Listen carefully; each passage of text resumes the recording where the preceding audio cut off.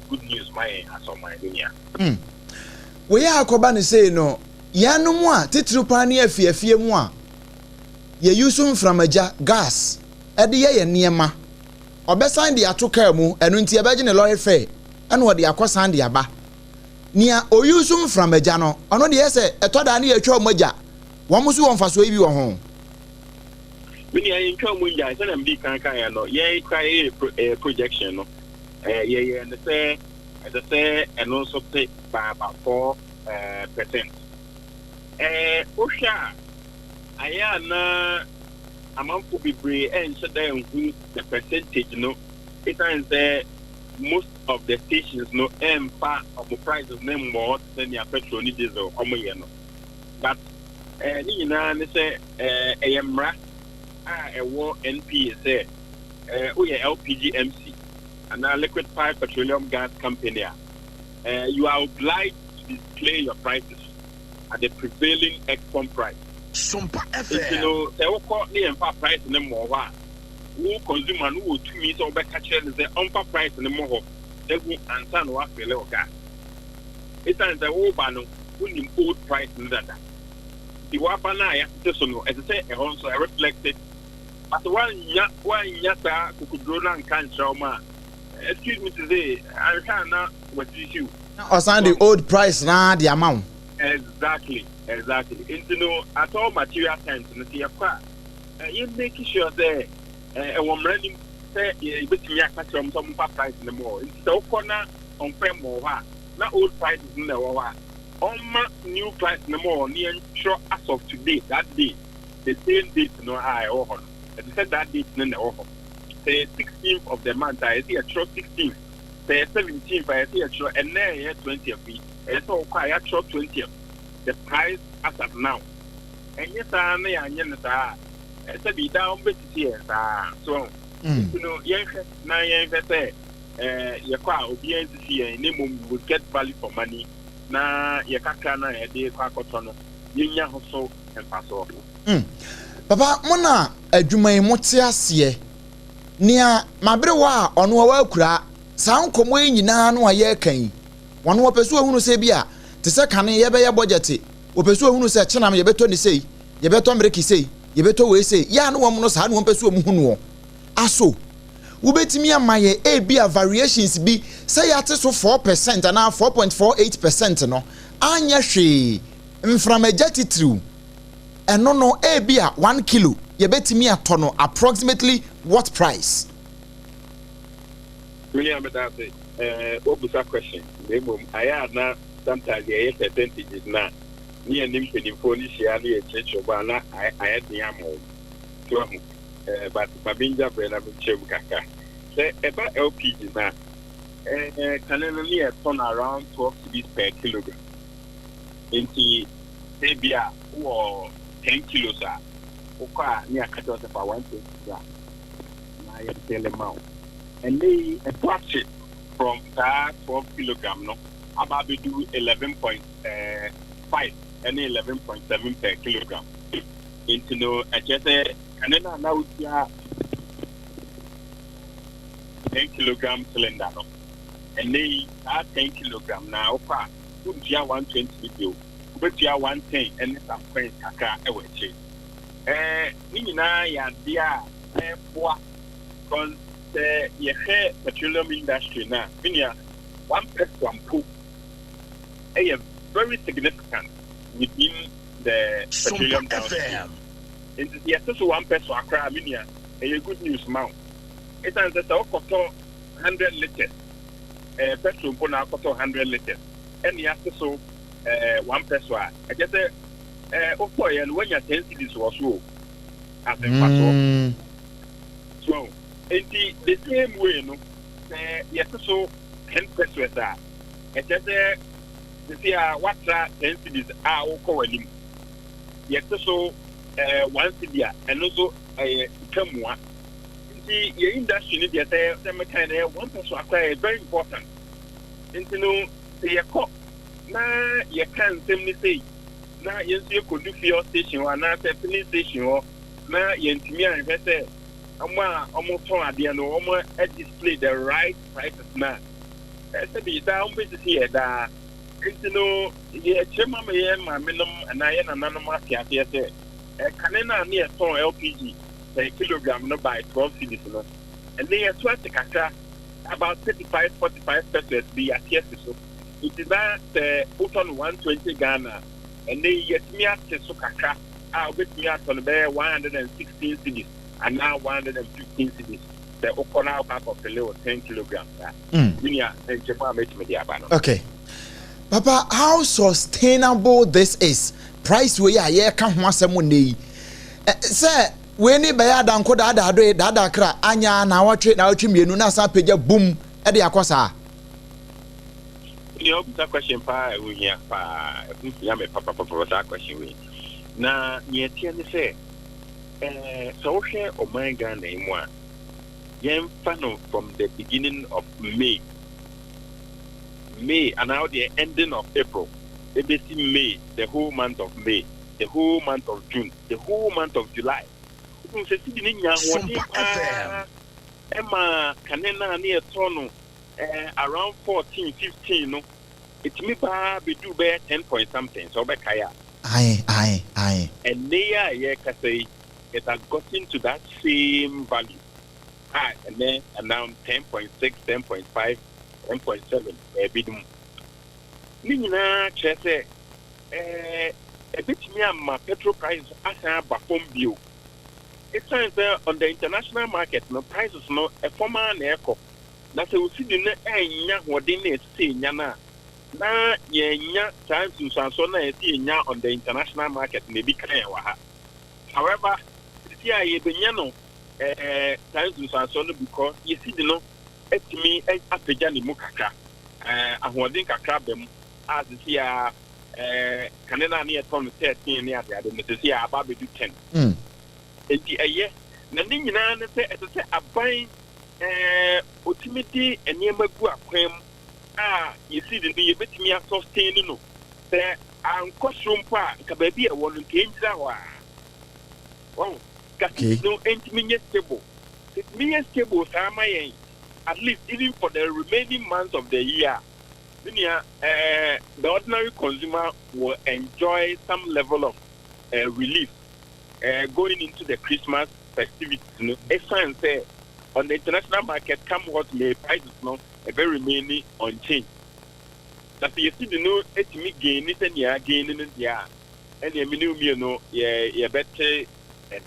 Okay. It's a price no at the pumps no a becoso aquapump. Okay. The mum say a buy and funny man book him. Nothing in the Pijan the move you na what in the tick of form there and the minu me and the Yansan boy abosom. Tell you who between ending of August. It is September price and the 30th caution. There you and the best going into the future. Papa, finally, before I no bury a cry no, we know. Me a me wo e fom ye no ma ye wo fom kra no e ye nhye se e wo se ye nya so mfaso ana we de e just se wa te se ne wa to boa boss na to asunti no no de ya nte so ya nya mfaso bi a wo so kra no a enye problem titiru pa ne asentuade yo me say o ye introduction no only a driver of politics aside we na mpo kan say omonya we mpo say ateso. It's a minimum car or the amount 300, 500, no more. Because they are not even aware the oil marketing companies no, and our OMCs media on petrol prices and our diesel prices. And it's true. I had na a bandana, I had say a driver for and so it's a effect in the Biakan. It's the Omono, the Brena car, the Omoko now man here. The price at the time of top the last year and the price I already talk current one now the man will say I thought the near the master 300 nam come baby we go crab board no so on here acquire me 200 300 not in scam and knock so I had it difficult but the GPRTU and now say other driver unions you know collectively say oh within the time frame no yeah who say I'm a petrol prices so at the first window, second window of October.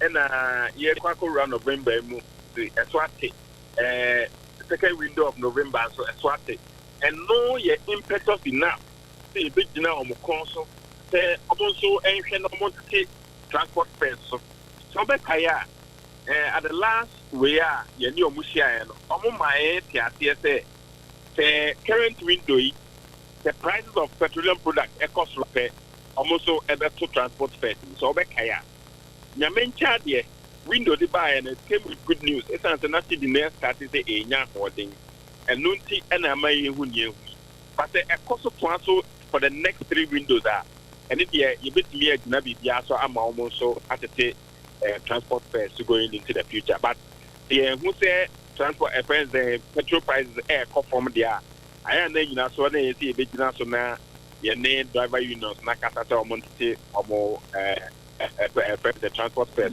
so I had the my big okay papa ya na say se waje bre ene ya twetwe nkomo na enim se ye koya nim no foforo bia ba kira ye besa abo apinu na wabo aye ne nkiremu sei ye da se bebre ya na se menia yo abusia nipa ne bon komo Agyeiwaa Paul Fori wono head of research at the Chamber of Petroleum Consumers COPEC ena ye ne no akobon komo nti sene ente so ne mu nkiremu tie no ene ya kyerɛkyerɛ mu saa ade ama wo no na ye kan nyina no ye ka de madrobafo ye ka de good drobafo kom enu nti ye busa drobafo a mo Ghana hey yate su ya mo ankasa nso binum bebre no adi ho adanse se yate so kakra ma mo yi Ghana fo a efo kai ye nye den Ghana fo a efo mo kai mo bete so ama ya na saa sem bisa no ye beje ho anu yesisi a e wo breko a Leicester Company Limited e de Yas toothpaste ene ne brush no e de abesom ye no mo boa ya ma ye no mu ate kama ne anya saa kokuduro ndi abusa nsem sei e de amamo eno enye na e wo ba bia provision store ahodo market ahodo ba bia obedru bia no so pe Yas toothpaste ene ne brush no papa ni bie ye numbers no so bia na wo pe dodo atu aton ana e bia na wo pe nkyeremu bia 0501 619588 and 0501 390338 baby awu gina na ase ahoma no sheki kakra sanka o tan ne babe nkum so kakra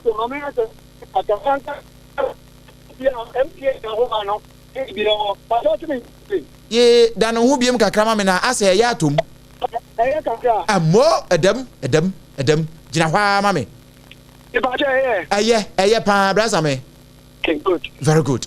Yeah, that's the number so Brandon Yabon come hot bite. So Sompa 106.5 FM. Now, yes, yeah, tip petrol diesel and gas and so now. Drop for near the kind GPRTU members. One who knows antis way.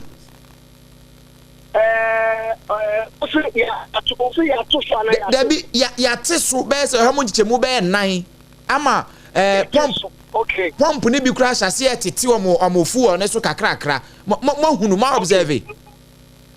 Okay, all right. Maybe that's it. So, my main faculty is for. I mean, to be honest with you, as I'm speaking to you now, because of them, you will give me a good deal of baby, you know, me share that and check, kind of saying, fuel station, you know. Price now as I'm speaking to you. I'm past the current so that I reflect and I think I reflect. And my mouth kakra ha. Star Oil. They say auto petrol 1 liter at 12 cedis 77 pesos. First na 13 cedis 17 pesos. Okay. Diesel 12 cedis 97 pesos. First na 13 cedis 45 pesos. And you Star Oil. Goil eton ne petrol no at 12 cedis 98 pesos. First na 13 cedis 38 pesos. 30, yeah. And diesel say goil eton no 13 cedis 85 pesos. First na 14 cedis 20 pesos. Petrol sol say auton petrol no 13 cedis 48 pesos per liter. And a diesel say ababedru 14 cedis 18 pesos per liter. We a good news at the Madraba for the Ghana for now. Papa, Edma Yashenka for it is mean Sabesha and saying about Pontine. Yadiswa and Kafi Muni Nano, and Yabi Ayabeto Ashimjaboso. Na the intimate young Casarian in Jabon, Nankasa Moy Jumano, said the American Dano, companies for my passengers never taken and now a demonstration a day. I want you the Batman before so. It's in the one part in car. You ever could near the I am to watch in Jabo. So, and into this Albacaya, the crowd number Bonti and the culture of my best. So, no sooner after good year. The deal also with my yard, the Fafango, no, said the beginning. Nayan Uncle Kansi and Cotrash in Jabo, so they said the agent Ghana for him, no, so me as Singapore. Said the company, not as a assembly and the ati. Not as a mutual who say, empathy at twice in Jabo, so I am Nano, and on Kakranka, the Buyame. We are Kakra, and it's Wadi Huno, Bamu, at the Amamono. Yen Rani say. Sani na no mama ye krakas kakra we ye no afie we mode anom de kakra bebo krakas na so aman na no mo de letimi academy chesi me bu pe se be din se si mu de bango na san drop kakra bi kura e and so bi ebeba obsha abra ye tin ya shetuabo o mu nchiche dunum wo afi atento problem ene ye nya sa ntisoi Abreno no ye share this parts of also cross automatic omodi so kakra amayen as well as lubricant and tax. So me has any men nyina ya nkeso emi akun to kwa spare parts de bi nyina na egyina e bi kura po interso ete so no kwa po mo sa tutu ni ade. Intina ka so be ja e kuku bi ya shenka fuku ni bi kabon price and person comedy ntu e ya tinja bontu. And a GPS to Babon, and yard get quite heavy bisa about all the parts near and also. Yashenka for me as so Arinu, Kurama, the Sisade, and this one says a pango so enter a crown for my and no, but me a boak a crown, the piano, or touch it, your boss there, and the bed. No better chance of one Ghana to do so let be at the buy. I wonder if you do so live by me. I catch up myself. I'll do so live in all day, but I did after tea. And I'm saying, said the air came, said the auto and go to Kakra air one Ghana Bectoma, and Kakra auto and Galona. They have 55 cities, and I can say 45 pesos, and 45 cities, not Babacon. In the other my second, and Kakra in Yagia too, go to bring a swap of it. And you know, some we more for this one. And the other is about time. I'm sure be a tire boy, no, and so better Claudia mine. For me, name will club myself. Open shed and clear that so none can spare pass and also to Sukua. I don't know that boy and Prama, simple and competent that was rich my. Lemon said, ignorant to see a spare pass of walkway trap the boy, you into it. Because say I won't give you to can see. That's a fun one of the back from Kakaya Mayan.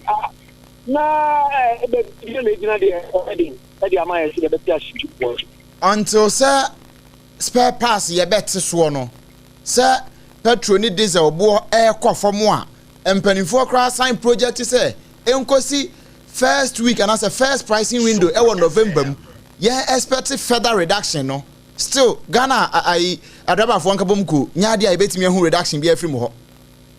Oh, say, Abrebiano, yeah, the percentage be Naya a Juma. The World War, yet to a percentage, yeah, the cocoa do, yet percentage, yeah, Baby Drew. Calculating me up, check his spare mass also, you have to show it in your you have to show it in your cookie, me a share no percentage. You better cocoa a applicant, and also you are checking. Ya question insurance ni DDL ni atile taxes and also ya check it etika kanini na bomu na yenya either into so anase nso tabra mi no ka say ani na no so ye empire ye in the dia ango board be san aba for my baby it calls for reduction. Yes, the GDRT and the private as GDRT I cannot get a board mind and a senior. enka baby ani ama ko lu san ke to asentua bo mu po a atumu nyina ye ntumu no my bibi e de boa Ghana my da boa ya ka se yen so yon enti ye hye fe da and also know what to do. Brasa me yamfa yenkomo yenkonkon hansa bre no nti na ye kwaya nimu no ye ne wo mo so eton spare parts ne kobon komo na ya busa se wo mo bete so ama yen a wo mo te so a ye besa aba na ye no abedi ho nkomo why That's so my friend. right abusia ni pen ne bon komo Area Samuel Amu a wo no eye kasamafo abedi achi e de ma GPRTU wo mo so se spare parts and lubricant ya ante so de a Ghana for say ye hwe ni mu se ente so beba e wa ahyentuade mu no nya de a ebeba erunti yenyi ani emfamfiri so asem ne tiawa enne tenten nyina eno no eno nti na ye gina we so atoto de asere won mo eton spare parts e wa man Ghana mu se yesra mo so mo nte so kakra ma yen na aban so ne taxes a egugu so no wono nso hwan kakra sanse no ana sesei wo bia a wo ton na ade ne de kohye aban taxes ne do so nti ene wo mu ntimi nte so no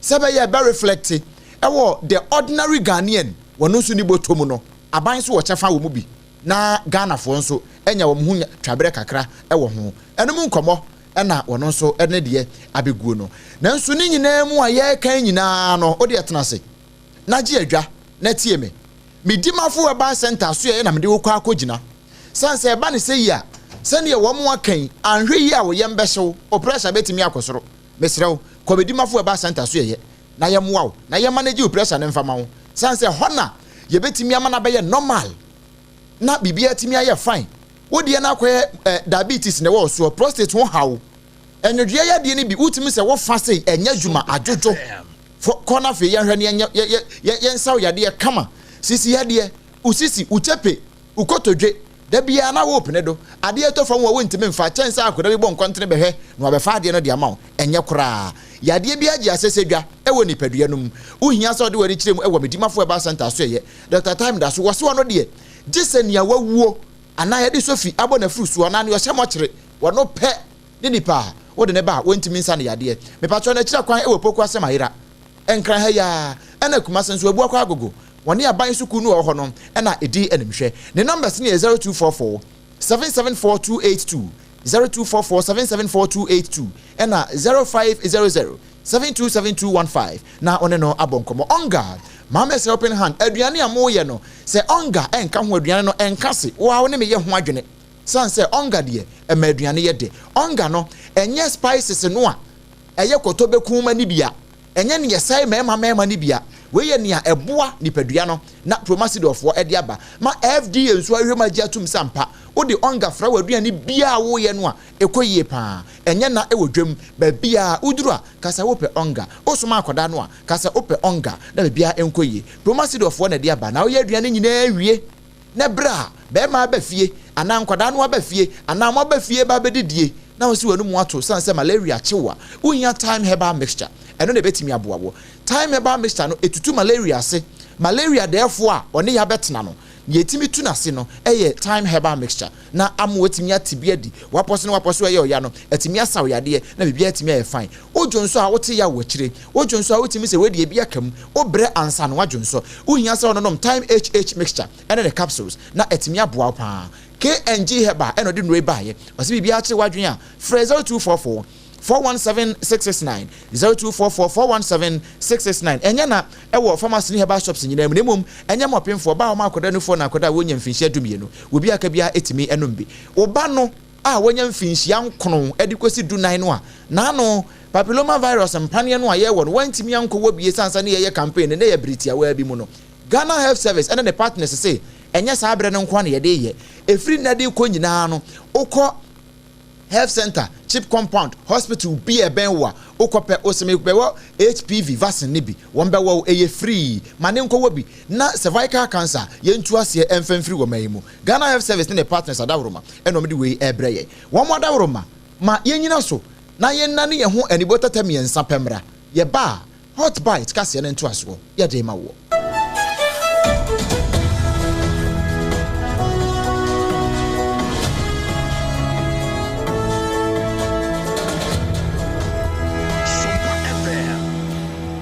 Abusua afei atoa kasebo no eso na Upper East Region eho ane yede kasebo no to aso ehyasie garu ane yakwa piara ho samu ayensaka efri honom yade a enya de kra ne nyina no ayese nipa bonfo bia kwa akotututuo ade afatima mufo ne mu anam so amane nipa nan wonmo tinananom ewonsia do ya foforo bi ansu pra wonmo prana no oden pa na entie kra yensaka trasa garu DA Junior High headmaster ya won yira ya Bukari akrabo no bi eka na ebra na woka a school for nkoda na se obi an kwhye classroom san se etuo ahyase ya ekasa na ene ya yekasa de yate se headmaster no wafiri mu ya wanka atiasefo ehu biem anam so ama ene garu DC onmonyafo John Abari wane nsamtrofo akasa adiafa ho ya watro se ene die mu akwa ya den pa sanse wo hwem o muntumi hunu ni papote pa ye okodi sa enyambra sam no a anam so ma nipa nan wo mo afrimu. The number that have been confirmed from the hospital as death are 4 currently, and about 4 people too are also injured. But that is, I cannot confirm whether that is all the number or not, because we are just busy moving around, even depositing the costs to the family. I think I went with my car to under Timpane. One person too was also coming from there. That person is working in the health insurance office in Garu. So together, myself and the police, we send the cops there. And then we also sent the cost to Boku, who was a head teacher in one of the primary schools in Garu. They were sent to the Presby Hospital in Garu here, and they were confirmed there. The situation on the ground is actually confused. Everybody is confused. We don't know where the assailants are coming from. And actually, as they are not even being arrested, everybody is scared. Abusua where DC ya wono ewo garu no ewo Upper East Region na no achi no wapanyi pa na mananso wa no to aso akire se die tension ba wonya asem keto amasan se sane etuo no hyase na wi akire nipa na yafiri mu headmaster enso ka ho bie nti no ama wo bia akoma tutu ya desuafo ehunu se wo mo kwa classroom biem no obesere sa bambofo enhyase mapambom enyedin. We do not have arrest yet, but after the incident they took one route moving towards the northeast region. I think eyewitness who were there, they said they took the northeast region up and kept somewhere we can best off. The way forward is for the security agencies to intensify their personnel. They have to increase their personnel here and also intensify their patrols. And then our intelligence unit within the security too, they have to also intensify their work so that we can actually get to know or get those assailants. I know if those people are arrested and we actually know where they are coming from or whom they are, I think that the tension will come down. But for now, the tension is high. Everybody is confused. They don't know what's happening. I was so aware of some year SCO or Garu Upper East Region Namso, a manipa na ya free more headmaster a Kahubie, and yet as a DC, one for John Abari, Eboy Munchu. Yamen fa headmaster clearance ye. Na yana yaka chire nso wonom emoye ho ba na mu wo mo edi bone no twedi ampa wonyi won so ahaban na ahaban no ebiapa esanse wuntimi mfa nyame enwie nsan nkonkoye ohufi enye prakoso ba ne bi na de nti asasem ye pie no ye ko atwmanwo biaja na tifi manse mu asante akropon circuit court wo ho na wo mo kwa asetena no bra na PM pani woti egwamuo owura ire Gloria Mensa bonsu na wo mode case bi beto nanim maami wadi mfinhia aduana enum wono a na abɔ ne ho safo hene frɛ ne ho sɛ wo ye odifo ya wo firi nyame na nso adwuma a wayɛ no enye nyame so adwuma 27,270 Ghana cedis wo de kwasidi dada no mu a 200 million ya kyerɛ na wafa nyansa kwan akyinkyim ebinom nsa na wagye na sade atie nie bra maami Gloria Mensa bonsu wotena agwamuo ya no achi no kwadu bofo chief inspector Evans Ayimbisa wo begina ya na wo toto maami ya no no wo be chese wo foso da na etoso dadu enenso ana maami ya ka na asemu nei wodi mfinhia aduana numa wo frɛ no ho difo no wo hia wo bi Josephina owusua awo abu akwa SDA Junction wo Colandry kura no ka kyan se nyame de bibia asoma me se men kan kyerɛw na bibi kura no wo de asoma no nyansa kwa ofo aso ni ase confidence stricter wo kyerɛ ba bia won fa ne niema nkonkosi no de won konkoje akwankyerɛ ne mfiri woni ne ho de wo de ne niema akwakosi wo koje akwankyerɛ wokoya ase kotomame he oto agro wasambe na chi ane niam ni ho eno nkonkotena we ya make no iPhone SRB obubu ne boa 3000 Ghana cedis dey for kura no 1200 Ghana cedis ya no so kura na e cash sika dwete ya na eka ho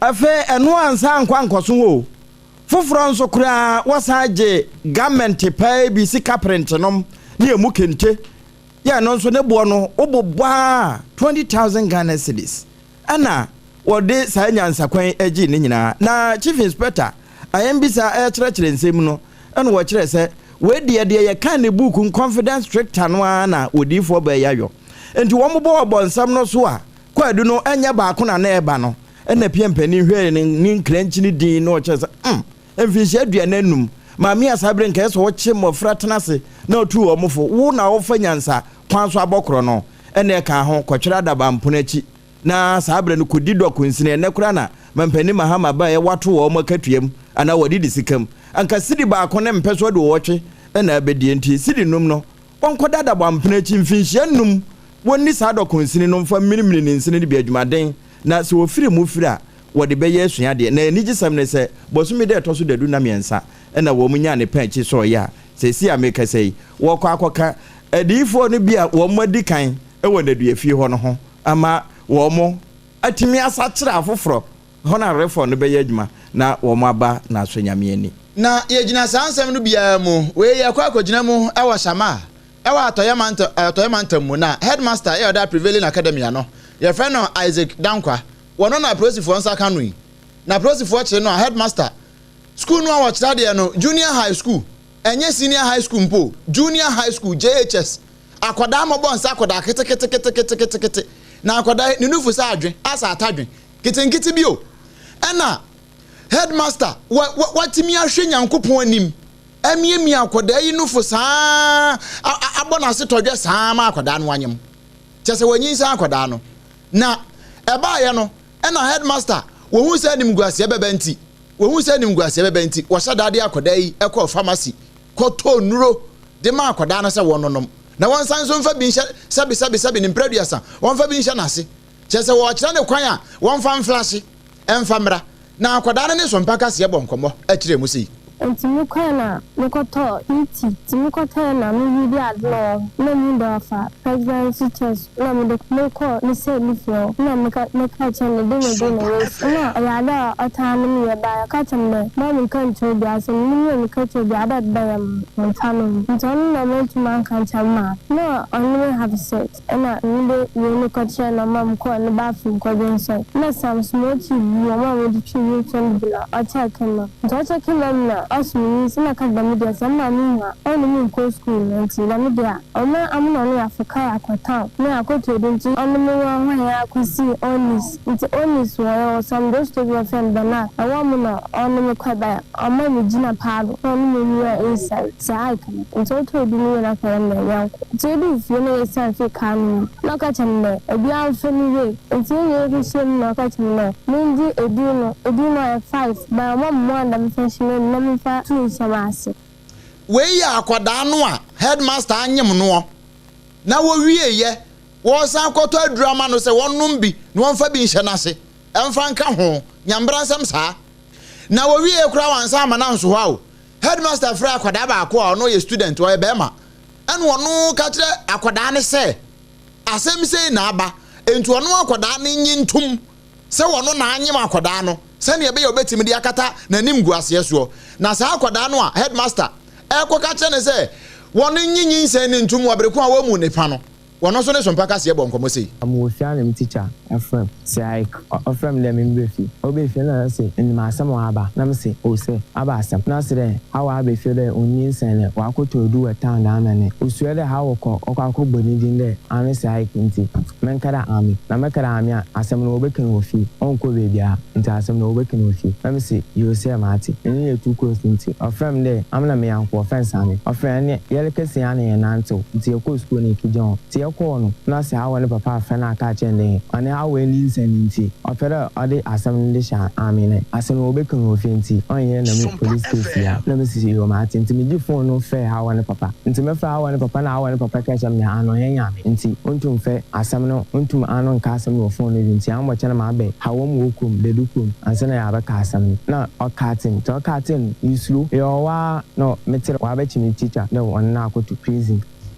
ya ba chi teacher ni no na ko to prison na we ye ono akwada no a asam no onim ho hwe ene ya fra ni fie se wonyinyin san ni ntum se wono ne abaya no ena anyin san ena wanya ntum sa na sankoji tumu a kasabri nka ne ho akire no we ye nyambransa mu a headmaster Isaac Dankwa our that prevailing academy ano e wo sama mansini no mu atoye mantam asem ne yakan wakwa akodie we nka wodi nyambransa me de asa akwada no ena akwada no nso ayi ne ho afiri mu emu nsem no no awachiro ne pamienu bi yesu se wo monam kwabone so for magana ye goda wodo bi na nkokoton ya enam emrakwa sokra enipa mienu ya awachiro wo no aye Abdul Karim Al Hassan ana Sadiq Abubakar Ghana God Board adwumako no na dekrata epietwa ya na wachiro se wo me nipa makomako enan na enipa nan no a wo monam kotekwa so fe ye god kokoton no emu mienu enanai Ghana God Board for nam wo nsa so achiro wo edu makwakoma aposifo a enemienu no a mabobo wo mo din wode wo makwako gina Accra High Court na ebra wode wo mko court no no kwasam no se court ama wo mo bill na so be condition no nyate a wo matumi meeting ti wo mada so atwiri mu ya wo hwe de nyame beye wo mo anam so ama Ghana God Board ade apietwa ahwere se enai wo hwemu a wo mkusu ada ya wo bo moden sane aban no waka se wo man no ye god ahodo ya ye wo e wo se yetumi krakra no a afenso so wo bibia da wonkita license woni ho kwan se wo to gold e wo mark na mu no sa papa no mbaye no na nipa nan no na mu bia no wo mo license na kan fan se wanya ho to mikrata se wo kwakoton sa gold wa ete se ye enti na wo akwako nya se wo tumi kire wo mo man ye ya na mu mienu adwane ye na wo twesi ka gitwire die ato ho eno ye 1 million Ghana cedis ya wo de hwa mienu no aka no wo mo din na didi so yi Mohammed Afsa Putalan anafe Mohammed Rafik Nandoli wamo ene nipa mienu ya trose Ghana God Board atwese kagitwire de ato ho 1 million Ghana cedis ya wo trose wo pe wachira kwan pa na obibia da wani atwa won mo so ana woni medin ati se ye no eno ane se wama Ghana God Board ene aposifo aso ate eno ano no 1 million Ghana cedis ya ye ka ho asemi won da na sa sika na chi adiama so asa Ghana pan ene abreso o man no ye god ahodo ya ye wo no ye betumi abo ho ban yani di abre papa enti obi bia yesusu se wafanya nsakwan wafo omanyi biribi ya na manma no yani a edi akire ni se woni no ye ntwe no mfa no mmerem na mmere ni no na fe ye ho ento yen ebi ne kan foto sanfo yewura kan ofuriata na nkomo a efiri akire ba ne se yewura kisi ajaben special prosecutor wona wo mo bo no so yi se de bra abanfoforo chini ya ban baye peniye ni sibri ye pa we wie ka se yewura kenofurata we fugitive we dwane e we dwane no kra no bone e wadi wo mamu no wo dwane nti obi a obehunu wa manone wadi kra wanted wonchene mra enti nanu a yewura Christian Tata yehonu wakọ US ne America posifo titru FBI fo akodi kasasie no de na ebi no mo kan ne sane wakọ wonche kenofurata mfa no mra no mo ne ho ade na eno na nkomo foforo asan pia kira wo mo bo yewura kisi ajaben ko adu se ase wo moa attorney general ana aban lawyer pani ewo yewura kenofuriata ne chia wo mpese wo mo chene no ho wo mra mpo na wo meboa enkomo binum sade wo sika so ye fugitive nom na ewie ya na lawyer fo tworo se won tia po ne sade ho nsamote no emmoa wo mo sade be na asa no wo benya ne dua mu aso a na yewura kisi ajaben wo de bobo adum ne adan National Cathedral asemu nso eda so twetwere ho ene afoforo eka ho a yesu se sika fa papa yinsase ana kwan wo fa so ejeje sika bi mukra no na emfa mra kwan so wo meyi ne ho ano besi sabre se wo benkum so wo nifa wo hyehen ne ho ato no ana woda so da ya sabia so wo life support ana sesen wo bi ntumi nhunu na sakwa adu ya wo mo boi no yewra kisi ajabe a chese de wo mo de bonu ne bia no kure bia enim ena nya se bia wo de nachi ena ama wo mo a wo mpese asem no wo mbedo mo sukọ na emoma na mo bi ese wo mutuo e wa asemi ho no be bo so mi dunie no wo matu pa na eno na mranim ni ba ko a owo Ghana ha yewra Martin Kpebu wo se sa asem a yewra kisi ajabe kan enye ni ehia ni won kokoto se kenofori atase wo ma ye fre bibi absentia yetimi try asem no e wo court wo bere ko a uni ho wo se ye nim kura ye hwese de nam tamaklu ebra Ghana fo hwehwe no na ye hunu no ye kan asem no na chi ebu anefo waba ba gini mfiedu enkosi se obeba no mfiedu ni da ho a etwen no he ekoduru ye ne ana ya mponten bere so na wo bedu kura no a se ne court ne beka ebu asem ne pepepe no sa pepepe na tie eno na private legal practitioner Martin Kpebu e ka kire office of the special prosecutor say yeru akenoforiata wo se wono de wo ma na woni oman ni bedi adanko dada ado hide and seek sa de a eno ne se obekọ court no aka kire kwatu se ohwe kenoforiata wu hu no enti kwatu ni asem no no akwadi asem ho pepepe wona so mpaka se bonkomo sei. That's how come for me. I said this is a country. There are some properties here. So let's start. If we start and it doesn't come, then the trial will go on without him. That's how come we say that let's do the process. Take the offer. Have you gone to Koreata to take a statement in America? He says no. No, he says you will do it. So let's do it. Then we can start the trial here. Article 19 clause 3. Let me read it. People have been misleading others. In our constitution, there is no requirement that Koreata should come to court day one and then travel and not come back before you can continue. No. Article 19 clause 3 just simply says that if you know there is a criminal case against you and you don't come, we can go and leave you. That's the trial can go on in your absence. We mranim ni e friend Martin Kpebu. Emra no a working kind no. See the criminal charges eto so. Na se wa ma. Ye betimi akọ court wo akodi asem no wobrekon woni ho. Eno nti special prosecutor wonkodi asem no. Ana santrofo hyemude bia koso wo magana mu. Na santrofo hyemude no Ghana Water Company Limited. Wo mo ana fra ye bra ne ya mane boni na opon chicheku e wo bi. Ni nyina da na fa galamse ane yensu a. Ene anam galamse so ni nyina da asaye. Anam so ama managing director Agyeiwaa Ghana Water Company Limited.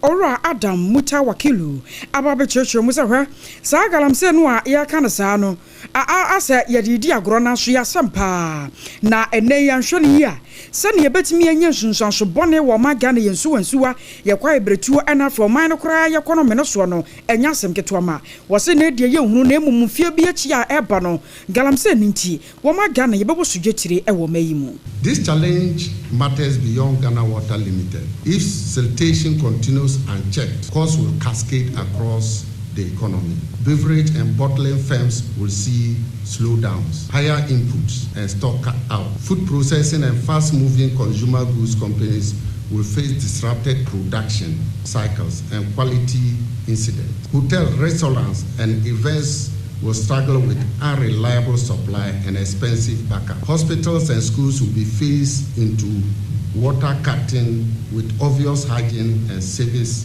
risk. Manufacturers will face processing interruption. Real estate and commercial centers will absorb rising costs for backup water and energy. Productivity falls and price rise when a fundamental input, that is treated water, becomes more expensive and less reliable. Anu chino panyepana mana so anu obabe chemu sa nansemu wamode amane boba so ma so mpaka se akura ya kan bi se wokọ agona kwanya ko a water treatment plant ne yade se abusua won tutu muo nam so ne nsuo ho akwa den pa ade ama o mayade hia wonum e wo ne nyina no afa sa galam se kro ya ho na enhira nkanya mesa fedie wonum atumi de yi atoyi amanei won betumi akese supo se ahyase a eye adwuma. This is Kwanyako treatment plant. I can assure you, with the turbidity dropping as a result of the intervention of His Excellency John Dramani Mahama, Kwanyako is operating 100%. We are producing water 100%. But what did we do?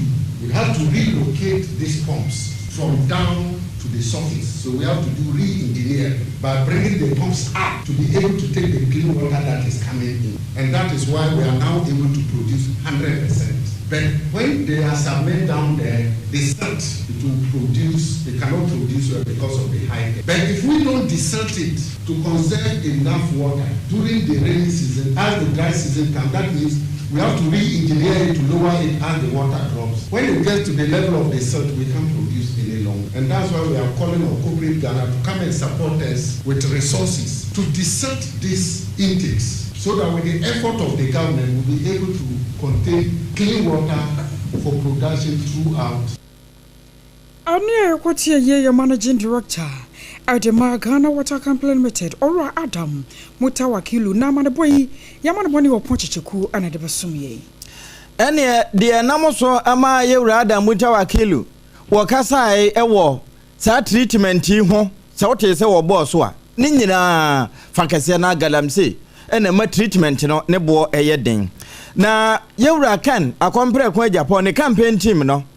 Penny baako a wakasa pa Agyeiwaa kwasi kwaten na watoto bi di ama ban wo chese one day wo hu se galamse kon no se sa ya amanyosem esanse mampeni dada na Akufo-Addo apenso wo hyase yes wo de sra adom wo mfatuo nkonom ne ade no na sabre no wo ma na eni aba mu kini yefo no wo ma ni abre se enye tuo ene ye de beko se wo moto aba ne tia na Akufo-Addo ne de nkrofo wo mu so wo na ye galamse no a yensu wansu anyina ani bete nanso sese kura na ayesa de afi na koto atiesi nsuo mu a nsuo ne hunu pika na wo chese chiniya ban yi sabi wa ayesa obi a watwe patrol no ampo angu no wo kwa hugem se tie bia ebe pa ahye no na de ntia wo ka sa asem no woni ensa ntwerofo ne kasa. No Ghanaian is going to take the responsibility of fighting Galamsey. Let President Mahama and the NDC do and take that responsibility. When just a few months ago, you people weaponized the fight against Galamsey, we kept reminding you, kept telling you that let's stop weaponizing the fight against Galamsey and find a holistic approach of addressing it. You didn't mind us. You said it was an Akufo-Addo problem, and that Akufo-Addo and his appointees were the ones behind Galamsey, and that when Akufo-Addo is removed from office, all of a sudden there will be a certain miracle that will come and restore our water bodies, and there will be nothing like Galamsey. Today, Akufo-Addo is no longer there. His government has been jettisoned, suffered the humiliating defeat ever. Ewie wa mananso ho no obeche se wasan hwa ade bi manta mako dinse e wo manyi no ajapade ahodo wo se kokko ho mampuntuo ebi ben wo mabobo ano no nyesa na ekọ no onde hu ne se mpuntuo dodo na ase yabu no konora sun ne fidie enkran ne guo. To be very honest, Ghana's development is currently trapped in Accra, and if you will go to most of the other regional capitals, it's either underdeveloped and economically inactive. For instance, when you visit regional capitals like Wa, Bogatanga, Damango, Techima, and Kofodia, it's almost like a ghost town or ghost cities. It's almost silent, no economic activities going on during the day, literally. And there is little economic activity, few corporate jobs. Very often, you realize that some of the commercial jobs are also not there. And for me and Kennedy Paul, as a person, we are of the view that this is not how a country grows.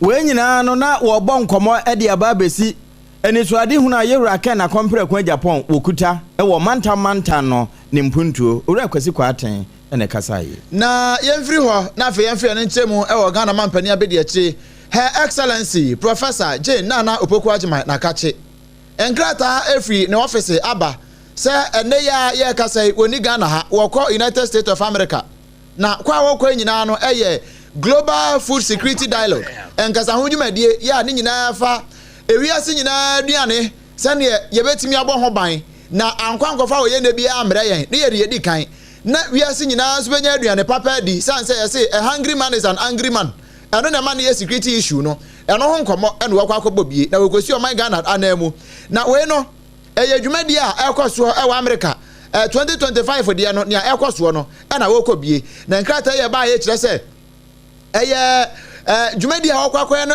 ye nia Ghana nso ya namo a yetu ene ne ayeye ede aboa global food security no na ekwan a yenso yetoto ye niema ye kwa nyina no nso no ne ayesua de afiri mu aboa na ye bekọ beba Ghana so behunu sampa ne ayakosua no ye de baba ye adwuma eno achi afiri ho a woni amama ahodo bi ne wono mu a ekabie wemu e wasan kobo mu nyina no binum behia na omodidi di nkita ho ne nkasa ho kakra ne wo kwan pa no so betimi afa so obetwe safo nyina bepi o man Ghana mu no betimi aboa ama Ghana ye adwuma ye a ye wokuamu no ɛno nso atimi akɔyie paa na wɔkyerɛ sɛ sɛne yɛbɛyɛ a Ghana yɛbɛtimi aboa na titiri paa Ghana foɔ yɛ yɛwɔ ha se yɛ deɛ binom nyɛ ɔma adwen kwa so mbetu ɔmoto na ɔmo so benya aduane papa adie na ɛno nam so awoma atimi aso ɔman popro Ghana no yɛtimi aboa ɛwɔ saa kwan ne so paa sankrato nyinaa no nipa ne nsa hyɛseɛ ɛyɛ maame ama prat yɛ wɔ no ɛyɛ press secretary ɛsan yɛ kasamafo ɛde ma vice president ne nsa ɛna hyɛseɛ nti ɛna yi yɛ ka sɛ wonte anaasɛ wanhunu Ghana mampani abɛdi akyire ɛwɔ ha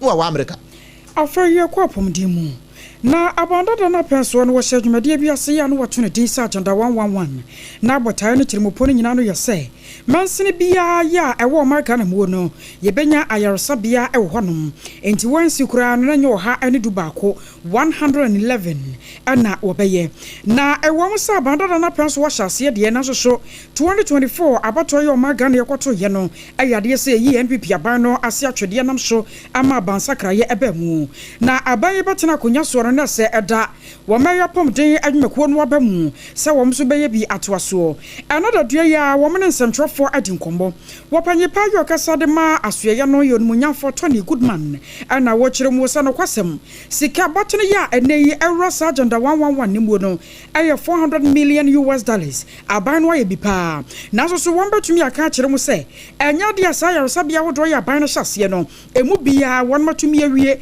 yɛ no yɛbɛtumi de anessefoɔ anasa doctors akɔhɔ akɔyɛ adwuma Agenda 111 bia enka enrebiem. Agenda 111 nankasa na ya start here no. Acquire fast so they start project nankasa no. Dia I was say a session view. Ya say $400 million on Agenda 111. Ba ko kre ni ho a bit me use as a hospital eme. Sha 400 million so anka ya nkanka by this time we 20 hospitals equipment ni bibia awum accommodation kwanka but say the person no do na ntino na start pete projects no as this kama contractors ne consultants they breda edu stages omogo so a team I form years akoya assessment omo report no be down minister no na minister no ase kwan ya be fa so na ye wie nia ebia say they do 90 and 80% no Opanyina wakasa de mo meya pɔmden asoɛyɛ ɛyɛ Agyeiwaa Tony Goodman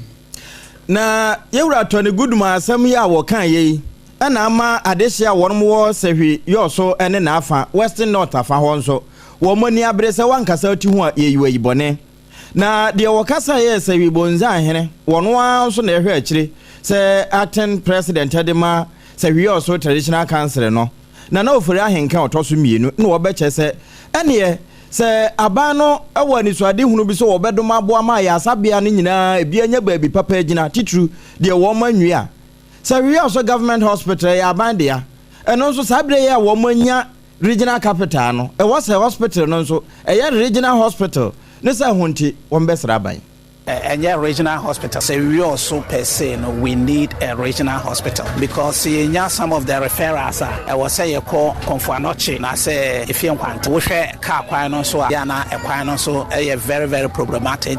Near the here say I can buy more na send last year can health minister for now every year regime. Then can yakupon yadum or mutimi upgrade a also municipal hospital to regional level. If you say and most of the times we need doctors a lot. It's not just we also municipal hospital. The entire Western North region. I think say if my memory serves me right, we have just about 9 doctors. It's actually right, Nana. Say we bonza hene nana wo fura henka otoso bi na wo hwe akire say traditional council no president e was a we also na kasa ye na wie no wo say empanin to sa emabunu ne dem na ekọ na enemabunu nso no enubone na wo mo fa ne sebrato nti wo besrada wo ma wo adwuma no wo mo da achen ehia wo se wo hwe emrantie no a ewo eba so no a bibia ye friend has become the order of the day and I think say ehunsunso so no yet ni e be kan say emrantie no in particular no and memoir no in particular no montwe wo ho fi sa red no drug abuse enye adepa say even me can say drug abuse it's not just the alcoholic also become a problem until you mesre especially mabunu ne say montwe wo ho fi drug abuse na omon focus on careers edrumre bia it's not just a matter of going to university or whatever it is. Sebe wo to pano na to ne year obetimi e de ahwe wo kunu ne boma. And yes, nti adwumadie bia obia edi no on taking it very serious. Na omontwe wo mo free drug abuse. Nana ofura henka otoso mienu. Se hwe also acting president Emma traditional council na kasai. Na wonu mu free apomdin se mu a won ba ba sika se musan se emaburu ni jai ready fa. Won ba ye adwuma won benya sika. Na no na economist Professor William Babwatin kasa and Wotu Bank of Ghana for say saade no a e wo man mu asidi no ubehunu se okosoro kakra no aba fam kakra ase oto adonku okosoro no aba fam okosoro no aba fam no eno ne ka ho bia Ghana sika sem no ato ape na wone so mpaka se ebo nkomo no wo kire mu sei ability is the best. Appreciating and depreciating is not the best. And I am concerned the recent one, I think we were at 12 and straight away we are moving into the 10. When you calculate the percentage, it will go around 20%. And it will hurt some aspect of the economy. It will benefit some aspect of the economy. But when you put them in totality, you see that the economy will not benefit. Whether it is depreciation or appreciation, there are bad sides and there are good sides. Ania yeti ye aye Professor Babwatin wano ne kasa ye na wo wie ye pe eno osande kakra ka ho no si we die enkoma Bank of Ghana for titiri pa no omo hwe sika sem no entutu no ye sanse omo hwe tutu no ye a Ghana for nso akoma beto omo yam. I am expecting that the central bank will not allow the cedi to go up and come down. When we got around 10.5, we shouldn't have allowed it to depreciate to 12.5 and now come back to 10.5. That kind of band is too big. And I can tell you, businesses, whether you are importer or exporter, when it depreciates within that band, you will complain. When you appreciate, you enjoy. Se ekosoro a eyasem eba fom nso a ubenya ho sika kakra ubenya ho nwanam we eye Professor Babwatin obane sikasemu a wabene pa ene Wotu Bank of Ghana fuyi ene sikasemu de abene pa no Professor Bopen Godfred wono nso wabene pa we economist no ye Professor of Finance e University of Ghana Business School ho na wose na no mampani ko Beijing na wone Xi kokohia no bilateral agreement no ebi ne se Ghana nema e de be free ha ko China bia no wo mo nye kapre na se no ebinum so adenya kese mampani ayade na nso ade a wawe no nyina no akoya se wosoro bo ade ebo ano ho se ye ntu ho na monwo a nso enya so mfa so. Whatever advantages or other benefits we talk about now, they will be more theoretical. They will be more theoretical, hypothetical. I'm saying so because translating the intended objectives, benefit into actual, depends more on the hard work that has to be done by our exporters. And here, when we talk about our exporters, we are talking about the kind of competitive advantage that we have also created to enable our exporters to be able to take advantage of set zero tariffs. And on Professor Bopen Godfred Ibusano say advantage. Say yan Ghana for your advantage ni say be yan huna ye bedua de China for no pe ama wo moja tafre kura no ne abomu no awie na yan de betimi awe no akono no yemfa bi nkoma wo afro yonkon pipia manyoko ni mo na hwehwe mo bia pia jose na yi sakoba se npipia manyoko no eto abana Yera Canada wo Japan wono ne bedi nkunim wo benya man mu wo ha munchemu aduonu miensa chiri pon baako 53.1% na se wo Dr. Alhaji Mahmoud Bawumia bahwe fom se tim amana won nan na ebra ensentropho hyemude ne koso no wo panyi pa ya san hwehwemu wa bene mu na won ensentropho kasa Dr. Evans Dua yaman boni na opon checheku atwe bibre sei enne in the worst case scenario, Honorable Kennedy Ohene Japan obetumi winning 9 regions. 9 regions no Ashanti region ahafo bono. Now ahafo ne bono ohwe August na nenka ahafo ne bono ejina ho ma Dr. Mahmoud Bawumia. But eba September no Honorable Kennedy Japan akonanim ama ahafo ene bono nso abeka no. Dr. Mahmoud Bawumia East bono East ejina de ejina edaso won ho a.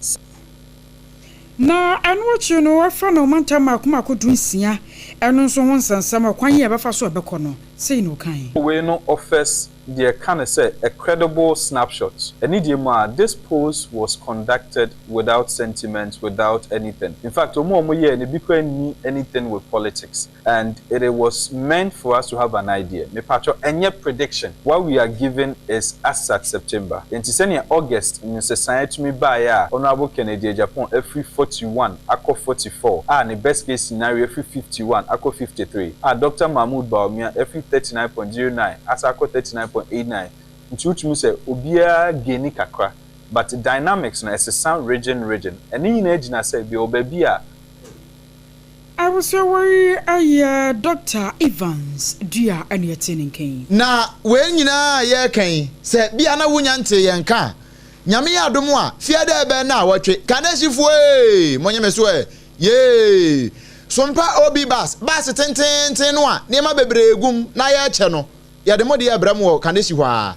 Kanasi market complex hwa na ye ba begina enu nti ya no watwan ye ho ye dwumadi a ye ye ni wo fia ha nyina fiti anopa de kosi na nwumre nyina no ye de nyina e ba ho ne eni mo bedi kasopom a chede pa e wo mu no e do so pa enu nti bomoden for opportunity we ho na hia e wo Kanasi market complex ho no a nyame ya dom a fia da e ben na wotwe na ye ni kasopom na bibia enye fine e bia won so wade bi opese e bo ho dawuro wa bas no de ma wo a numbers ne ye 0547 548 538 0547 548 538 na bas tenten no yemfo dwaton de ntum na yento ne kama emfama wo ye na ne ye osimamra ye ba enkwanta senior high school ye se adesuafo 4 pe e na report.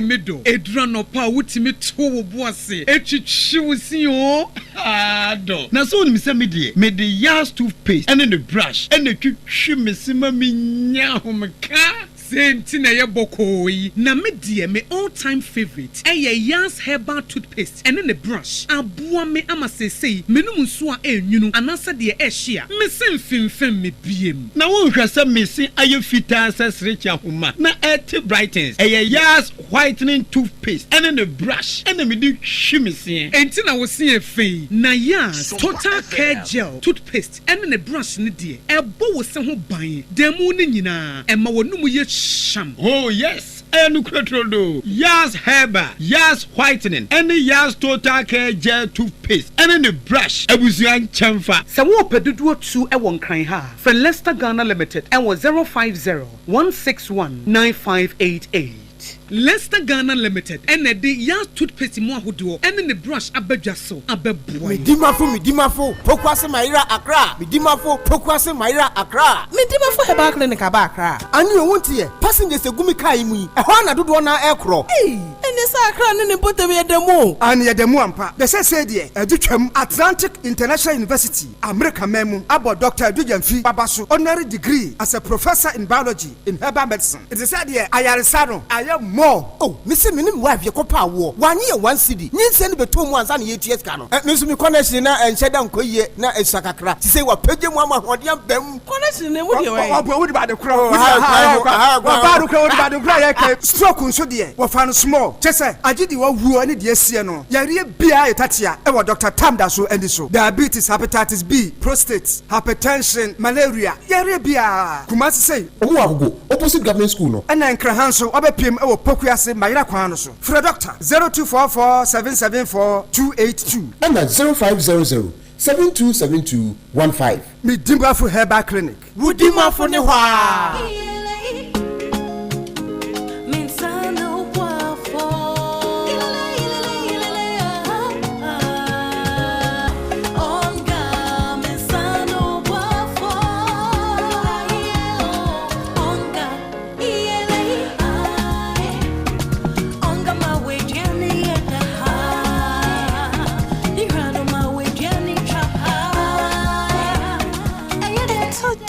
Obiari hia emwasron kubia ebemani ni ani opepa aye de change onga mama sano boafo FDA Agyeiwaa yinkrato yaso sano boafo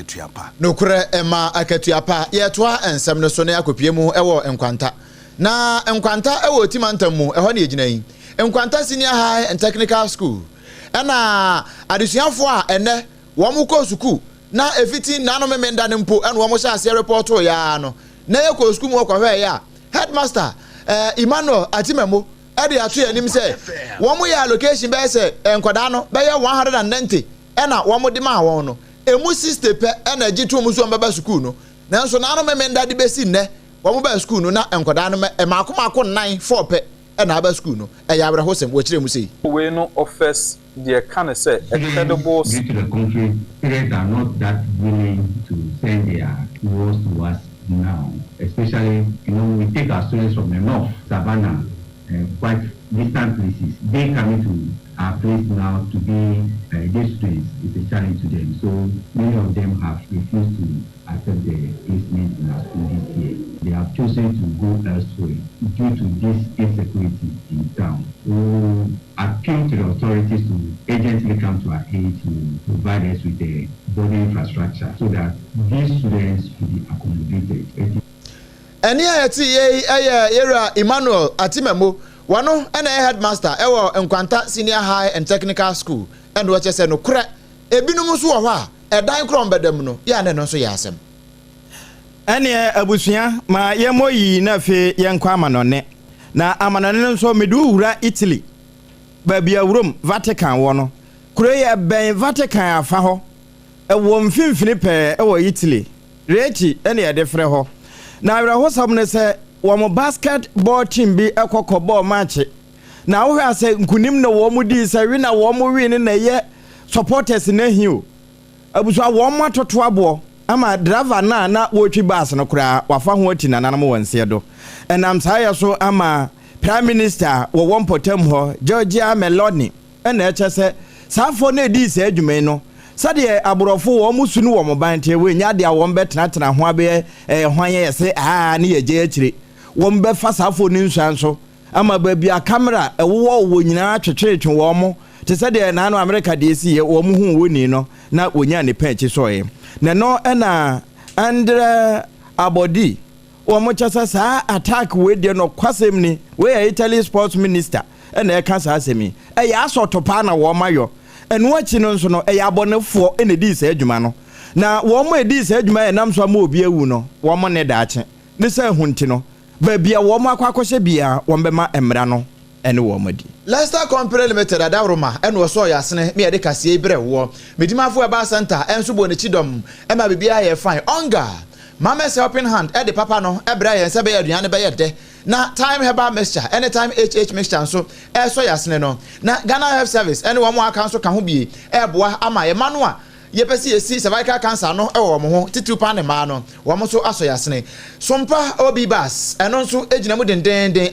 so yasene bra na etwaguo wo Sompa 106.5 FM so won cry no na Sompa 93.1 wo Kumase so ogifam ayiko 100.9 wo Kumase wono so agigum dendenden sa so na Adamfo Pa radio enso wo France wo mahin ko Paris no mu na wono so AGB FM kama pa afa Sompa 101.1 watakwa 103.3 watakwa de 106.1 watachiman 98.9 ewo sunyane 90.7 Kranza 101.3 ewo doma enafe Kingdom 106.1 ewo Mankesim udiko da no so Sompa FM TikTok ni Facebook no Sompa 106.5 FM Accra and at YouTube near Sompa FM Live www.sompaonline.com so and semi no do no eguho ni areba som wo no na paso bie ene se arawosam ya asiye ewo garu ya nam so mani pa nan ya headmaster kan ho bie no ereba be so manumri maami bia wo ye no ho se wo ye difo no wo fa nyansa kwan gie bi mo ajapade afiri wonsam no court so won koda fiase emfinhye num we ye Asante Kropon